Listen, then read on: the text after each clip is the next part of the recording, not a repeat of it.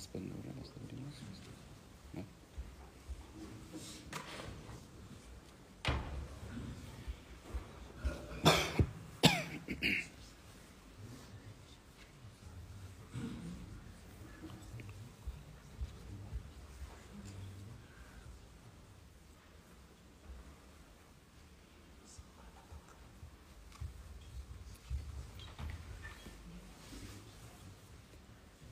أعوذ بالله من الشيطان الرجيم بسم الله الرحمن الرحيم الحمد لله رب العالمين والصلاة والسلام على نبينا وإمامنا وقدوتنا وقرة عيوننا محمد وعلى آله وأصحابه أجمعين رب اشرح لي صدري ويسر لي أمري واحلل عقدة من لساني يفقه قولي اللهم علمنا ما ينفعنا وانفعنا بما علمتنا وزدنا علما وعملا وتقا وإخلاصا يا رب العالمين أما بعد السلام عليكم ورحمة الله وبركاته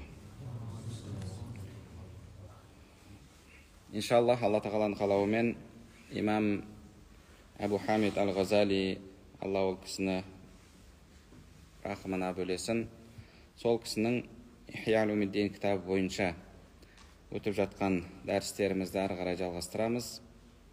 Біз сіздермен жаңа тақырыпқа келдік. Өткен дәрістерімізде үміт ету және қорқыныш туралы өткен болатынбыз. Келесі имам Ғазали рахмахуллах қарастырған мәселе бұл әл-фақр уа зухуд, яғни кедейлік және зухуд.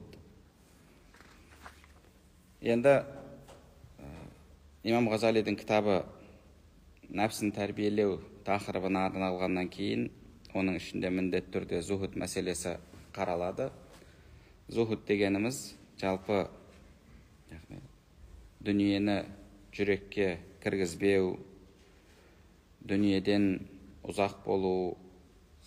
Имам Ғазали рахмахуллах сонымен бірге әл-фақр, яғни кедейлік мәселесін қарастырған. Енді зухуд деген арабша сөз, оның аудармасын енді нақты қалай келтіруге болады, қалай аударуға болады,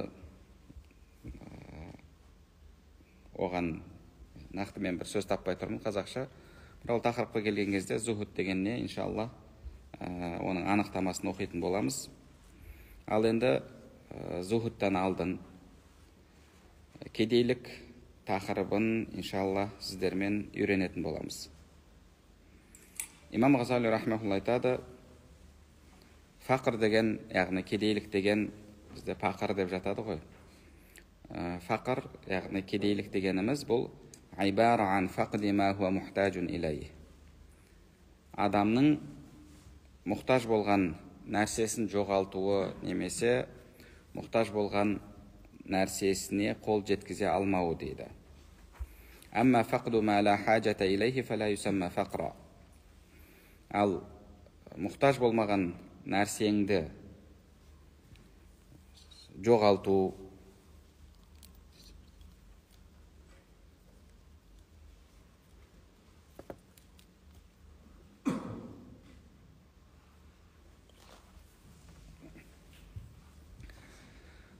мұқтаж болмаған нәрсеңді жоғалту ол кедейлік деп айтылмайды дейді. Жалпы алғанда, яғни кедейлік деген, яғни мұқтаждық деген сөз. Кедейлік деген мұқтаждық деген сөз. Имам Ғазали рахмахулла айтады: "Ва куллу мавджудин сива Аллахи та'ала фахуа фақир, лианнаху мухтажун иля давамил вуджуд. Ва даваму вуджудихи мустафадун мин фадлиллахи та'ала." Алла Тағаладан басқа барлық нәрсе негізінде мұқтаж дейді. Неге? Өйткені ол бар болуында, яғни өмірінің жалғасуында Алла Тағалаға мұқтаж дейді. وهذا معنى الفقر المطلق. Бұл яғни жалпы абсолюттік мұқтаждық дегеніміз осыны білдіреді дейді. Яғни кез келген нәрсе Алла Тағалаға мұқтаж. Құранда Алла Тағала: "Я юханнасу антумул фуқарау илаллах." Ва адамдар, сендер Алла Тағалаға мұқтажсыңдар дейді. Бұл тұрғыдан алғанда кез келген жаратылыс Алла Тағалаға мұқтаж. Адамның ішіндегі байы бар, кедейі бар, барлығы Алла Тағалаға мұқтаж. Неге? Өйткені өмірінің жалғасын табуында, бар болуда, тіпті мынау демін жұтып, оны қайта шығаруда адам Алла тағалаға мұқтаж. Алла тағаласыз адам еш нәрсе істей алмайды. Пайғамбарымыз саллаллаху алейхи уассалам: Аллахумма ла такилни иля нафси тарфата айн. О Алла тағала, мені бір қас қағым сәтке болса да өзіме тастап қойма деген. Яғни мен өзіме тастап қоятын болсаң, егер сенің қолдауың болмаса, онда мен құримын дейді. Біз әрбір сәтімізде Алла тағалаға мұқтажбыз. Енді бұл жалпы мұқтаждық.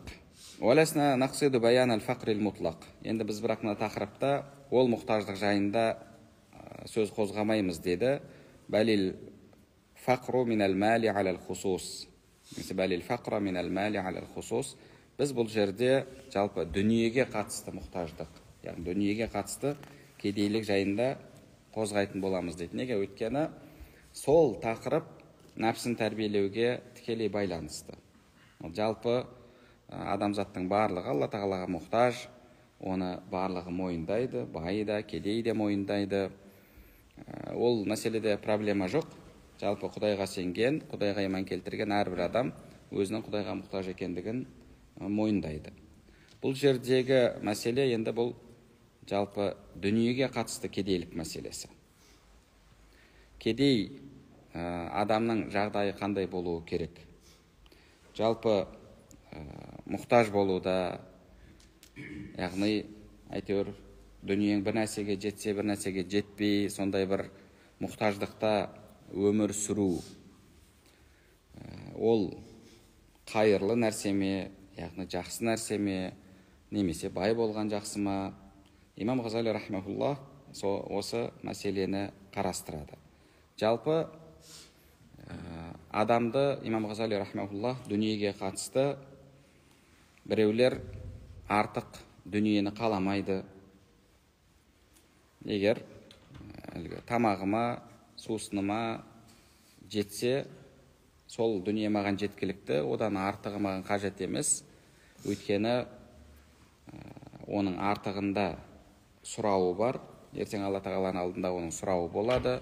Сол үшін маған сол өміріме, тамағыма, киіміме, ауырып қалсам, емделуіме керекті қаражат болса, сол жеткілікті, қалғанын қаламаймын дейтін адам, және тағы бір адам артық дүние келсе қуанбайды, егер жоқ болса қайғырмайды. Сондай жағдайдағы адам деп, яғни бірнеше түрге бөледі жалпы. Біріншісі бұл артығын қаламайтын адам дейді. Артығын қаламайтын адам. Маған Пайғамбарымыз саллаллаху алейхи уассалам дұғасында Алла тағала Мұхаммадтың отбасының рызқын кәфәфә деп келеді хадисте, яғни сондай бір артық емес, жеткілікті ет деген дұғасы бар. Маған да сондай жеткіліктісі жетеді, артығын қаламаймын деп өмір сүретін адам дейді. Екіншісі, артығы болса оған қайғырмайды, жоқ болса, артық болса оған қуанбайды да, қайғырмайды да, және жоқ болса да оған қайғырмайтын адам дейді. Енді үшінші адам бар деді. Дүниесі көп болса, дүниесінің көп болған жақсы көреді, бірақ аз болса, оған қайғырып, бір көңілі түсіп, жүрегінде бір наразылық пайда болмайды дейді. Және сондай-ақ тағы бір адам дейді, дүниені жақсы көреді, бірақ дүниесі жоқ, және сол дүние табуға мүмкіндігі жоқ адам дейді. Бұл адамның жүрегінде дүниеге деген махаббат ұрып тұр, дүниені қалайды, бірақ қолында жоқ, және дүние табуға мүмкіндігі жоқ адам дейді. Ал бесіншісі дейді, бұл жалпы ең қажетті нәрселерге мұқтаж болған адам дейді. Яғни қолында ол да жоқ, бірақ соған мұқтаж дейді. Енді имам Ғазали рахмауллах бұл жерде қайсысы абзал деген мәселені қарастырады. Ол кісі айтады, жалпы Құрандағы хадистердегі дәлелдерге қарайтын болсақ, артығы болмаған, яғни ода артық дүние жоқ. Ол адамды кедей десек болады, жалпы сондай мұқтаж болғанда енді ода артығы жоқ, бірақ жүрегінде оған мұқтаждық сезінбейді. Солай өмір сүру, сол халде болған адам абзал деген мәселені имам Ғазали рахмаулла айтады. Енді бірақ бұл мәселе жалпы уламалардың арасында ихтилафты, яғни тартысты мәселе болып табылады. Бай, дүниесін Алла жолында жұмсайтын бай абзал ма, немесе жоққа сабыр етіп өмір сүрген, жүрегінде Құдайға наразылығы жоқ, сондай әйтеуір тамағына жетеді, киіміне жетеді, бірде бар, бірде жоқ, солай өмір сүрген кедей абзал ма деген осындай бір мәселе бар ғұламалардың арасында. Енді бұл мәселеге қатысты жалпы ғұламалардың жан-жақты айтқан сөздерін қорыта келген кезде мына мәселені айтуға болады. Бұл адамның жағдайына байланысты мәселе. Мысалы, бір адам бай, ода иман жоқ, шүкіршілік жоқ. Екінші адам кедей, ода да иман жоқ, шүкіршілік жоқ. Егер қайсысы абзал деп қарастыратын болсақ, бұл жерде байлықпен адам көптеген күнәларды істей алады. Ал кедей адам ондай бай адамның қолынан келетін нәрселерге қол жеткізе алмайды. Ол тұрғыдан алғанда, яғни мынаның зияны азырақ деп айтуға болады. Мынаның зияны азырақ деп. Ал енді бір адам кедей, бірақ өзінің жағдайына разы емес, Құдайға наразы, сол берілген, Алла тағала оған бөліп берген рызыққа разы емес. Екіншісі, бай адам Алланың бергеніне шүкіршілік етеді, Алланың бергенін тиісті орнына жұмсайды. Кейде болады, бір адам намаз оқиды, зекетін берсе беретін шығар, бірақ одан артығын тек қана өзіне мүбах болған, рұқсат болған ләззатына жұмсайды.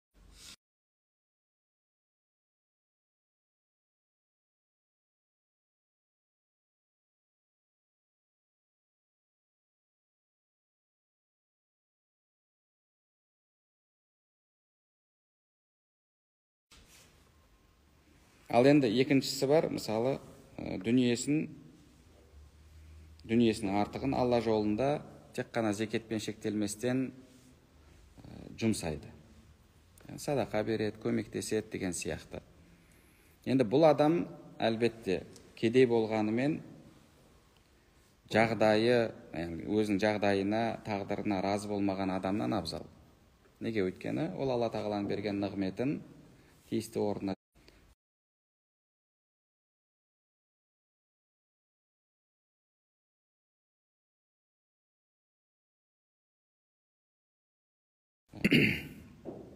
бұл жерде адамның ішкі жағдайына байланысты мынадан жақсы, мынадан абзал деп айтуға болады дейді. Яғни кесіп тастап, мынау жақсы, немесе мынау абзал, немесе мынау дұрыс деп айтуға келмейді. Өйткені Құранда, хадисте байлықты мақтап келген жағдайларда аяттар, хадистер бар, және кедейлікке қатысты да. Енді адам жалпы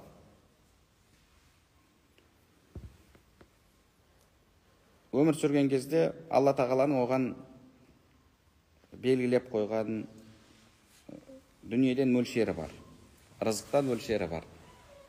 Ол одан артық та алмайды, одан кем де алмайды.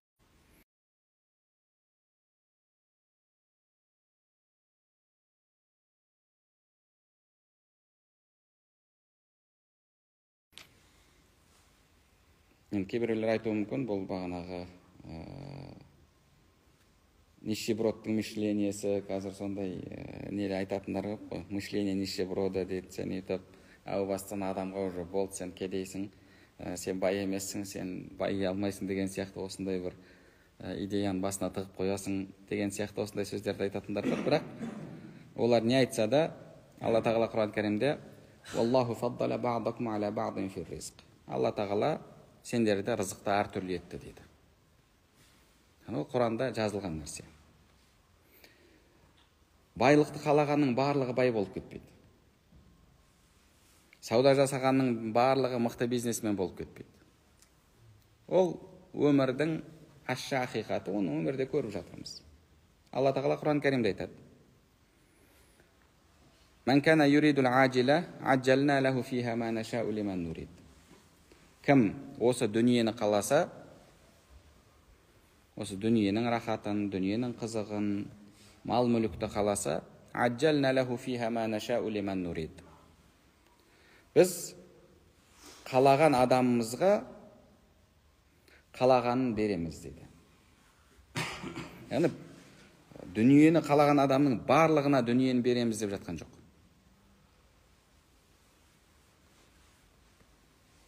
Және ары қарай Алла тағала айтады: وَمَنْ أَرَادَ الْآخِرَةَ وَسَعَى لَهَا سَعْيَهَا وَهُوَ مُؤْمِنٌ فَأُولَئِكَ كَانَ سَعْيُهُمْ مَشْكُورًا. Ал енді кім ақиретті қаласа, ақиретке әрекет етсе, Алла тағала оған әрекет еткен нәрсесін береді дейді. Яғни дүниені қалаған адамның барлығына дүниені бермейді, ал ақиретті қалаған адамның барлығына ақиретті береді. Әрекет етсең, Алла тағала тәубе еттің, намаз оқыдың, құлшылық жасадың, ықыласты болдың, Алла тағала міндетті түрде оны қабыл етеді. Ал дүние жолында әрекет еттің, міндетті түрде бай боласың деген нәрсе жоқ. Міндетті түрде бай боласың деген нәрсе жоқ. Алла тағала Құран кәрімде біз сендерді бір-біріңе тағы да бағынышты еттік деген аят бар. Жалпы яғни өмір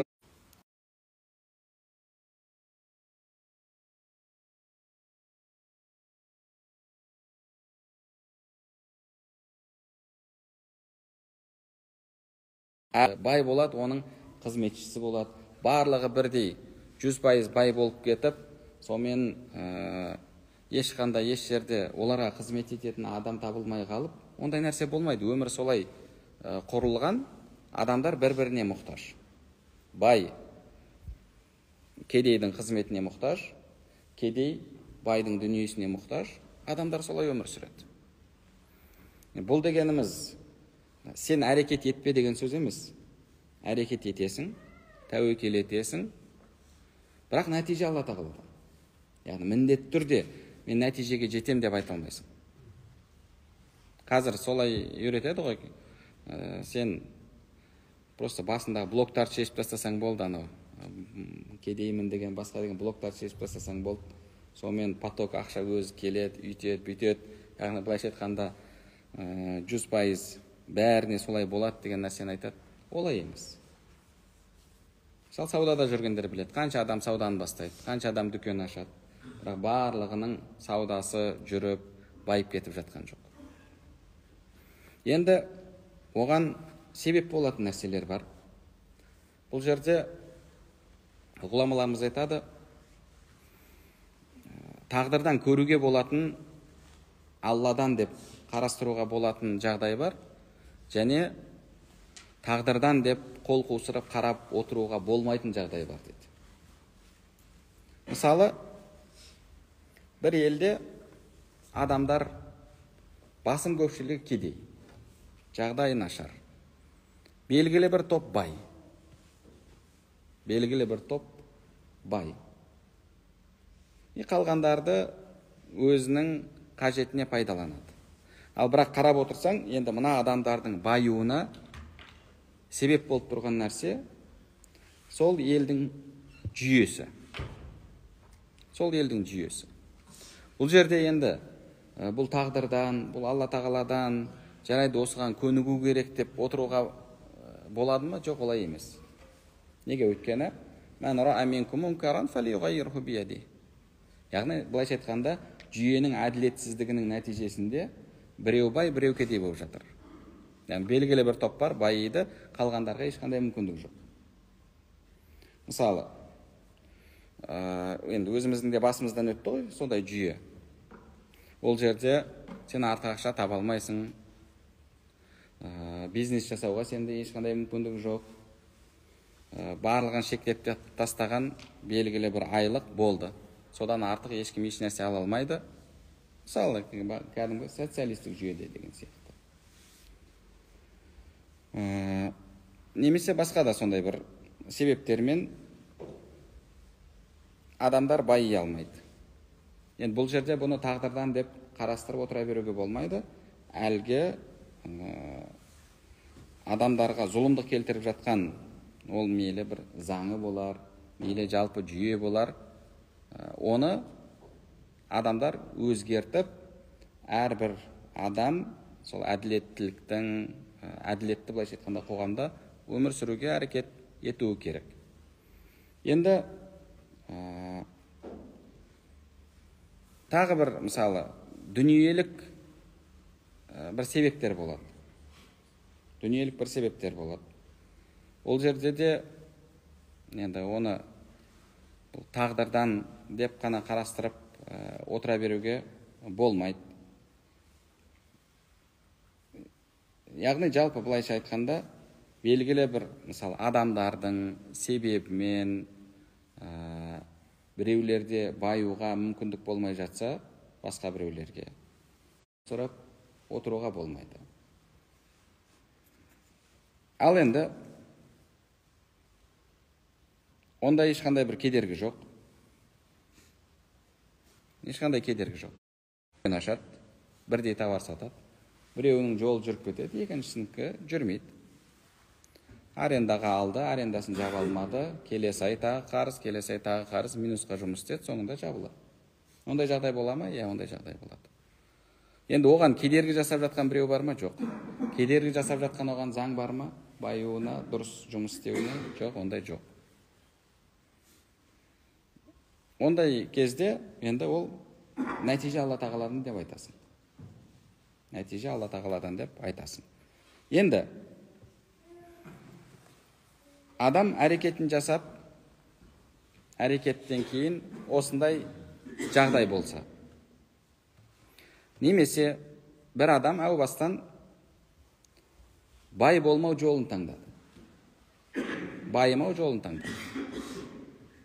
Қалай? Бір мамандықты таңдады. Ол мамандық бойынша жұмыс істесең, сен өмір бойы айлыққа өмір сүресің. Ол өзі соны қалады. Мысалы, мектепте мұғалім болуды қалады. Немесе тағы да сондай бір мамандықты таңдады. Ол соны жақсы көреді. Енді бірақ сол мамандық арқылы, немесе сол қызмет арқылы ол байып кетуге, мен байып кетемін деп үміт етеме? Жоқ. Мысалы өмір бойы сабағын береді, айлыққа өмір сүреді, соңында пенсиясына шығады. Ол өзі басында сондай жол таңдады. Енді ол адам да жалпы кедей адам болып есептеле ме? Шариғаттың көзқарасында жалпы ғұламаларымыз кедей кім деген кезде? Кедей ол зекет бермейтін адам дейді. Зекет бермейтін адам кедей адам. Зекет беретін адам бай адам. Жалпы зекетті кім береді? Бай адам береді. Яғни оның байлығы зекет беруге жетеді. Сіздің табысыңыз зекет беруге жетпей ме? Мысалы, айлығыңыз әйтеуір бір ай өмір сүруге жетеді. Тамағыңызға, киіміңізге, жүріп тұруыңызға жетеді, одан артылмайды. Енді сіз кімсіз? Шариғаттың көзқарасында байсыз ба, бай емессіз? Бай болсаңыз, сіз зекет беретін едіңіз. Сіз кедейсіз. Жалпы кедейлікті екіге бөледі. Әл-фақир, әл-мискин деп. Құранда Алла тағала иннама садақату лил-фуқараи вал-масакин деді. Садақа, бағана зекет кімдерге беріледі деген кезде кедейлерге және міскіндерге деді. Кедей кім, міскін кім? Кедей, енді бұл жерде ғұламалардың арасында тартыс бар. Біреулер айтады, кедей деген еш нәрсесі жоқ, бишара деді. Міскін деген әйтеуір жейтін тамағы бар, әлгі басында баспанасы бар.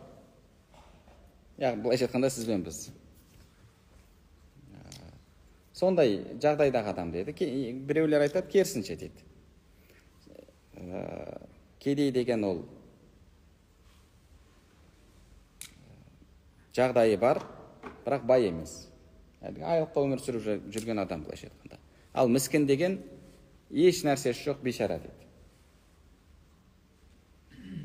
Енді екі тараптың да өзіндік дәлелдері бар, әйтеуір бұл тілдік мәселе ғой. Фақир деп кімді айтамыз, мискин деп кімді айтамыз деген араб тіліндегі мәселе. Біреулер айтады, мысалы, міскін деген ол әйтеуір бір нәрсесі бар адам дейді. Олар Құрандағы аятты дәлел келтіреді. Каф сүресінде білесіздер, Алла тағала Муса алейхиссалам мен Хыдыр алейхиссаламның оқиғасын баяндайды. Сол жерде Хыдыр алейхиссалам кемеге мінген кезде кемені не істейді? Кемені теседі. Кейін не үшін тестің, сау темені, сен ақылың орындама деген сияқты сөз айтқан кезде, мен саған айтпақ едім, жанымда жүрсең шыдай алмайсың деп жауап береді. Кейіннен мәселенің хикметін баяндаған кезде, оның сырын баяндаған кезде не деді?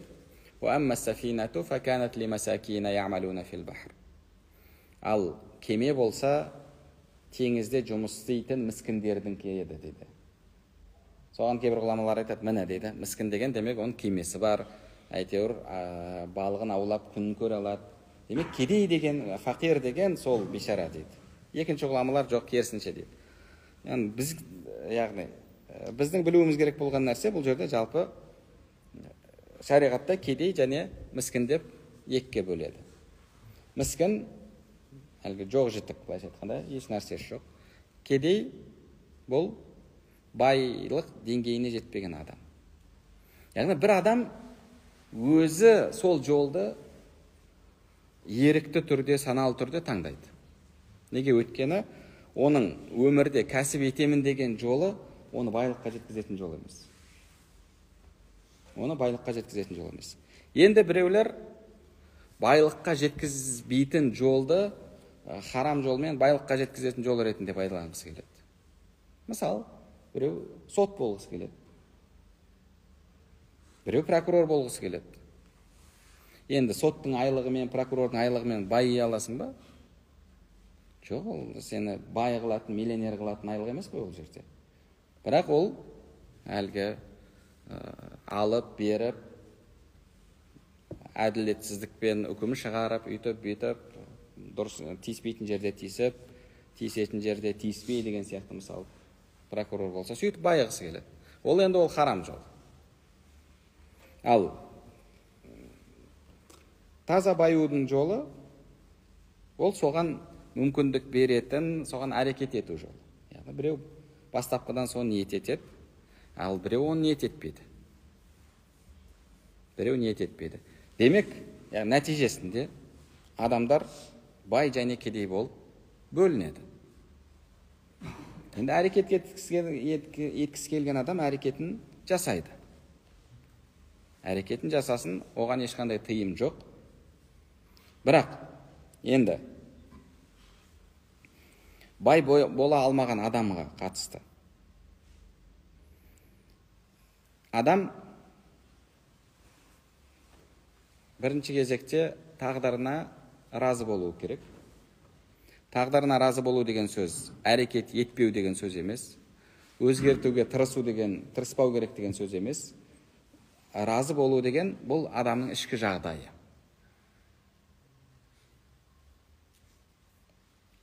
Егер саудам жүріп кетсе, Аллаға шүкір.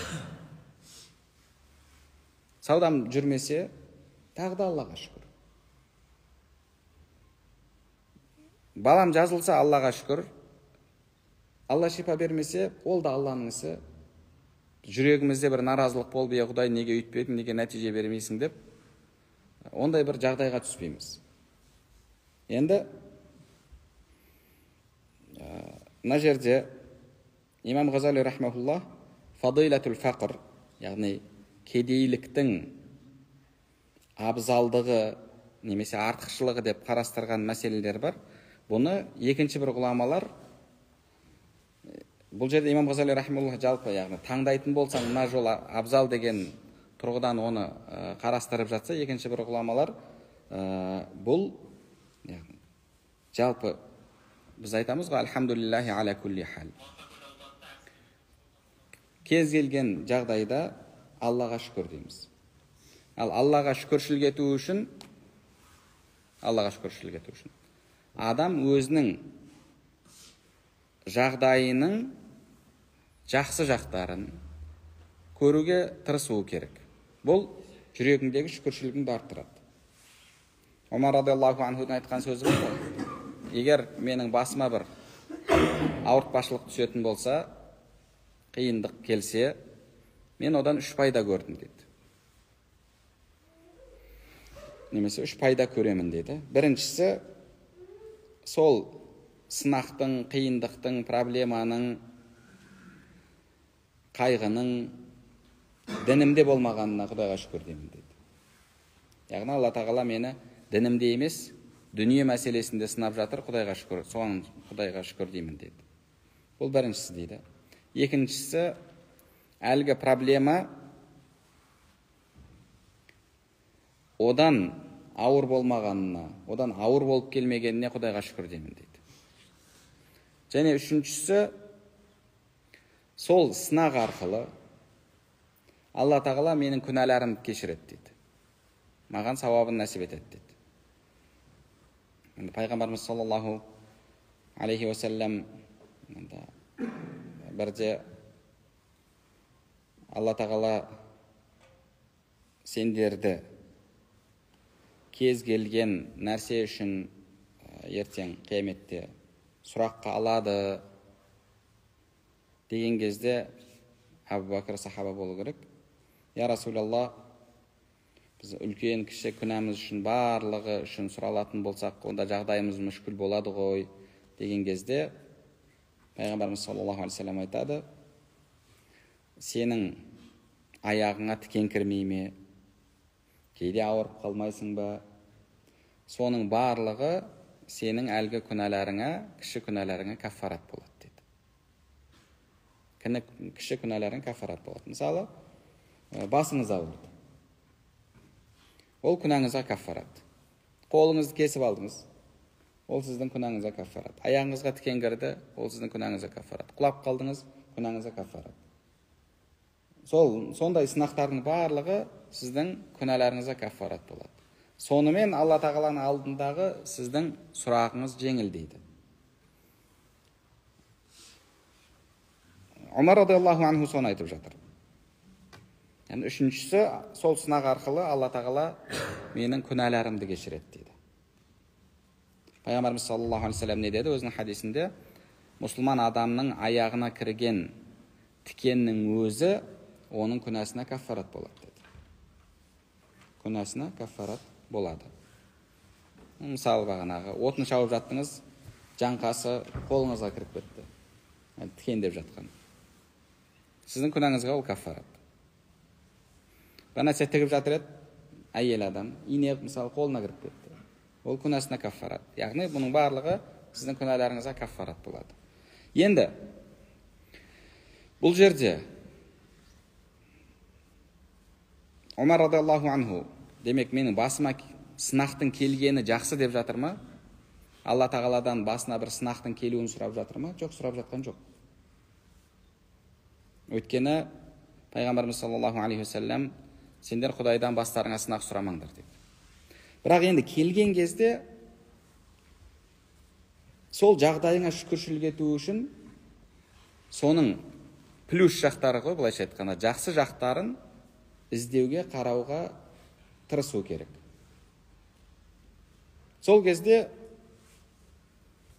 сенің жүрегіңде шүкіршілік артады. Болады ғой, мысалы, кейде бір нәрсе болмай қалады, кейін сол болмай қалған нәрсенің пайдалы екенін көресің өміріңде. Сол кезде айтасың, ана күні мынандай болмапты, соған Құдайға шүкір деп қуанып қаласың.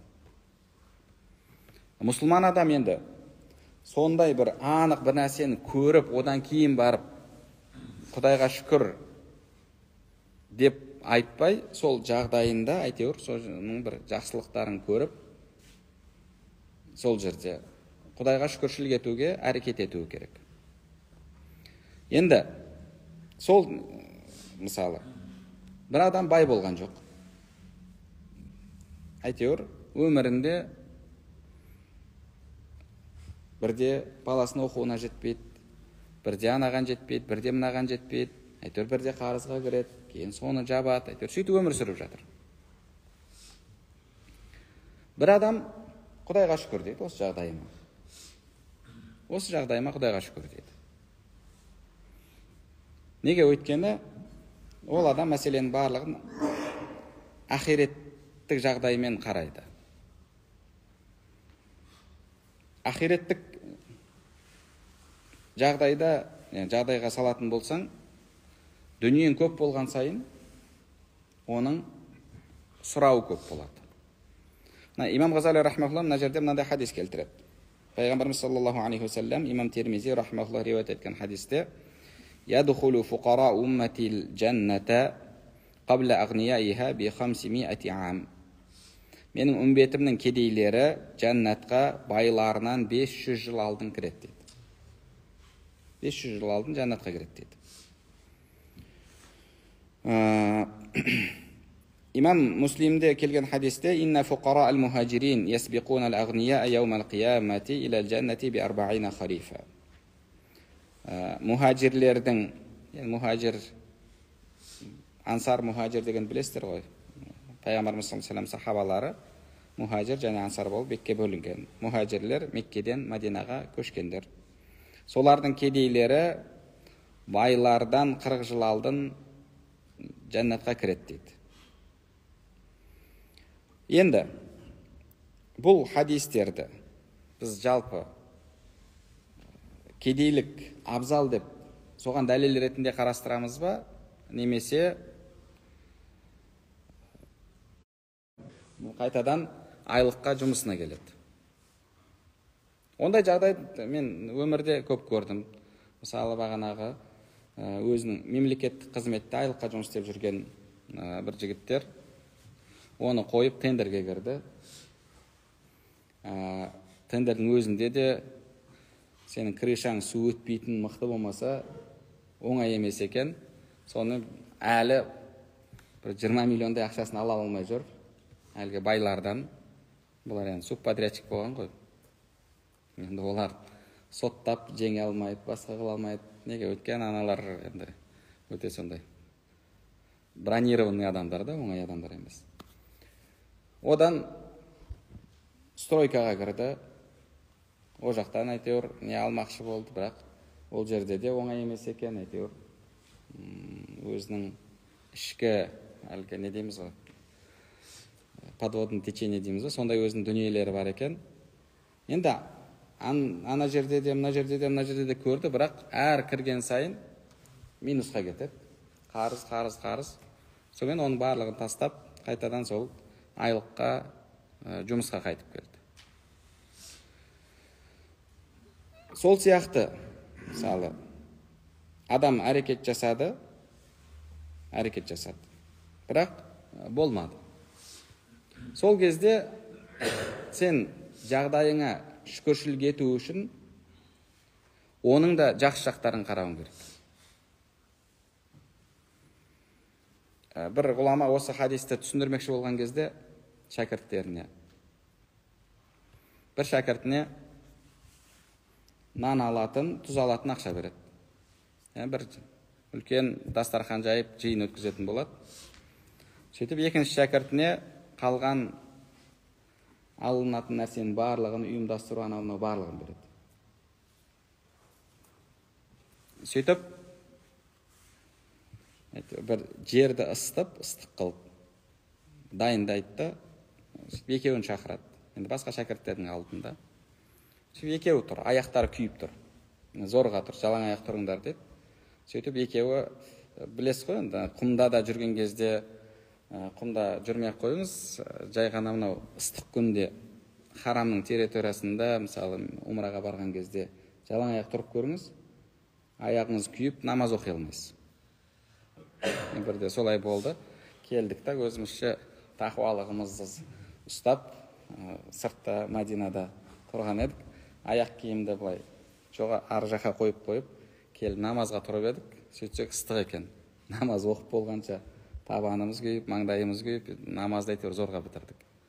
Енді сондай ыстық жерде, ыстық тастың үстінде екеуі тұрады. Сөйтіп, әлгі нан мен тұз алуға ақша берген шәкіртінен сұрайды. Ақшаға не істедің дейді. Ұстаз, сіз айтқандай, мен нан алдым, тұз алдым. Нан қанша, нан мынанша, тұз қанша, мынанша келі алдым, қалғаны сдачасы дейді. Болды, жақсы дейді, тұр дейді. Яғни кете бер дейді. Сөйтіп екіншісіне ал отчетыңды бер дейді. Енді ана жерде ода былайша айтқанда спискісінде, списк демек тізім дейікші, списк десе қазір жаман сөз, списк деген қорқыныш сөз болып кетті ғой қазір, кімнің спискасы деп. Тізімде мысалы 150 нәрсе бар. Қаны не істедің? Мынаны қайда жұмсадың? Отчетін беріп болғанша, былайша айтқанда 1 сағат уақыт өтеді. Содан кейін шәкірттеріне айтады. Кедей адамның, бай адамнан жәннатқа әлде қайда бірінші кіруінің сырын түсіндірме деді. Дүниен көп болған сайын, оның несі көп болады? Есебі көп болады. Есебі екі жақтан болады ғой. Біріншісі, қайдан таптың? Хадисте келеді ғой. Қайдан таптың? Екіншісі, қайда жұмсадың? Сен тек қана тапқаныңнан сұралмайсың ғой, жұмсағаныңнан да сұраласың. Кедей айтады, қанша мысалы, средний айлық бізде қазір қанша? 500 мың теңге ма? 500 мың теңге айлық, міне, соның, мысалы, 500 теңгеден обед жедім, міне, мынанша, обедке мынанша кетті, 500 теңгеден обед болса, бар дейді ғой, әйтеуір. Міне, яғни, былайша айтқанда, міне, квартплатама мынанша кетті, комуслуға мынанша кетті, міне, тамаққа кетті, болды, ар жағында еш нәрсе қалған жоқ, келесі айлықты күтіп отырдым дейді. Былайша айтқанда, оның есебі жеңіл. Ал енді, мына жақта миллиондап тапқан адам бар. Оның есебі қайдан таптың?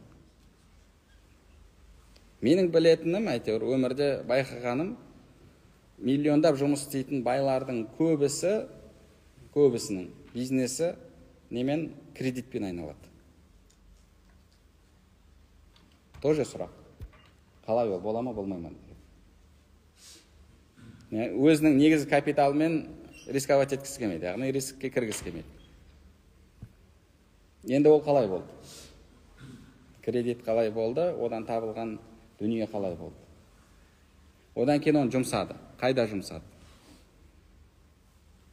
Зекеті берілді ме? Зекеті қанша? Мысалы, жай холдингтер, үлкен сондай компаниялар жылдың соңында есебін шығару үшін жылдық қанша уақыты кетеді? миллиондап, миллиардтап айналып жатқан дүние. Енді ойлаңыз, ертең Алла тағаланың алдында соның есебін береді. Оның есебі бір сәтте беріле салатын нәрсе емес қой. Егер соның бәрінде әйтеуір сүрінбей өтсе жақсы, машалла. Сол үшін де бұл жердегі, яғни бұл хадистерді, демек, кедей болу абзал екен, немесе бай болу абзал екен деп олай түсінбеу керек. Егер Алла тағала саған сол жағдайды нәсіп еткен болса, немесе өзің бастапқыда сол жолды таңдаған болсаң, яғни бай болмау жолы, онда оның өзіндік жеңілдіктері бар ма? Я, мынандай жеңілдіктері бар. Бай болуды таңдадың. Енді оның жақсы жақтары бар ма? Я, жақсы жақтары бар. Міне мынандай жақсы жақтар. Сен көптеген сауапты істерді істей аласың, көптеген сауапқа қол жеткізе аласың, мектеп сала аласың, балабақша, жетімдерге қарай аласың, әйтеуір мешіт соға аласың, қанша адамға пайдаң тигізе аласың. Бірақ оның қосымша тағы да жауапкершілігі бар ма? Я, жауапкершілігі бар. Сен сол дүниені қайдан таптың және қайда жұмсадың, ертең содан сұра аласың. Және оның сұрағы жеңіл емес. Сол үшін де кедейлер байлардан жәннатқа алдын кіреді. Яғни жалпы байлыққа, кедейлікке қатысты енді қайсысы абзал емес деген мәселеде осындай ғұламаларымыз айтқан сөздер бар. Пайғамбарымыз саллаллаху алейхи ва саллям: "Қад афлаха ман аслам ва рузиқа кафафан ва қаннағаху Аллаху бима ата." Кімде-кім мұсылман болса, оған Алла тағала әлгі жеткілікті болған рызықты берсе, және бергеніне қанағатшыл етсе, ол адам құтылады деді. Яғни, ол адамның, иншалла, ол мұсылман, жүрегінде разылық бар, жүрегінде қанағат бар, және ондай асып-тасып жатқан дүниесі жоқ, сұрағы жеңіл, ол құтылушылардан болады. Пайғамбарымыз саллаллаху алейхи ва саллям өзінің отбасына сондай рызықты сұраған. Суфиян рахимахуллах, бұл жерде Суфиян ас-Саури немесе Суфиян ибн Уяйна, екі ғұлама бар. Соның біреуі айтқан: кедейлер үш нәрсені таңдады, байлар үш нәрсені таңдады деді. Кедейлердің таңдағаны біріншісі жанның тыныштығы, жүректің бостығы, яғни жүректе артық мәселе жоқ, басты қатыратын, және есептің жеңілдігін таңдады деді. Байлар табу нафс, яғни шаршау, және жүректің бос болмауы дейді. Жүректің бос болмауы, яғни әрдайым ана жерде анау мәселе, мына жерде мынау мәселе, анау компаниядағы мәселе, мына жердегі, енді былайша айтқанда бәр жаққа дүниені салып тастаған, оборот кетіп жатыр. Оның барлығы адамның уақытын алады. Және уашиддатул хисаб, есептің, қияметтегі есептің ауырлығы деді. Имам Ғазали рахмаулла бұл жерде, яғни, егер сен әрекет етіп, нәтиже болмаса, онда Алла тағала саған осындай жеңілдікті берді. Егер байлықты нәсіп етсе, онда оның осындай ауыртпашылықтары бар. Сол үшін де оның артынан қуып кетпестен, Құдайға шүкір, Алла тағала маған осындай байлықты нәсіп етті. Бірақ бұл, баю немесе ары қарай осы істі жүргізу ақиретімнің есебінен болмау керек деген ұстанымда болу керек. Ақиретін құрбандыққа шалып, дүниеде байымын деген адам, бұл ең сондай зиянға ұшыраған адам. Сол үшін де, оның осындай қиын тұстары бар. Сол нәрсені адам ескеруі керек. Ал енді өмір сүрген кезде сол мұқтаж адамның, кедей адамның ұстану керек болған әдептері бар. Ішкі жағдайы, одан кейін біреу бір нәрсе беріп жатқан кездегі жағдайы, имам Ғазали рахмаулла сол мәселелерді қарастырған екен. Алла нәсіп етсе, оны келесі дәрісімізде үйренетін боламыз. Алла субханала тағала бәрімізге пайдалы білім нәсіп етсін, білімдерімізге амал етуімізді және амалдарымыздың қабыл болуын нәсіп етсін. Субханакаллахумма ва бихамдика, ашһаду ан ла илаха илля ант, астағфирук ва атубу илейк.